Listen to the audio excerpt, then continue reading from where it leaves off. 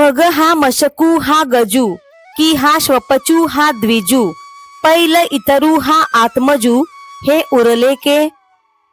मग हे चिलट आहे आणि हा हत्ती आहे, किंवा हा चांडाळ आहे आणि हा ब्राह्मण आहे, अथवा हा आपला मुलगा आणि पलीकडचा परका, असा भेद कसा बरे राहील. ना तरी हे धेनू हे श्वान, एक गुरु एक हीन, हे असो कैचे स्वप्न जागतया. किंवा ही गाय आहे हा कुत्रा आहे, अथवा एक थोर आहे आणि एक नीच आहे, असा तरी भेद कसा राहील. सारांश, जागे झालेल्या माणसास स्वप्न कसे बरे पडणार.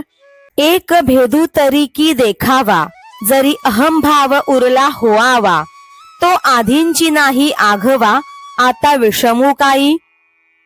आणि अंतःकरणात अहंकार असेल तर विश्वात अनेक प्रकारचे भेद दिसतात, परंतु तो अहंकारच पूर्ण नाहीसा झाला असेल तर कोणत्याच प्रकारचे भेद दिसणार नाहीत. इहैव तर्जित सर्गो येषां साम्य स्थितं मनः, निर्दोषं हि समं ब्रह्म तस्माद् ब्रह्मणि ते स्थिताः.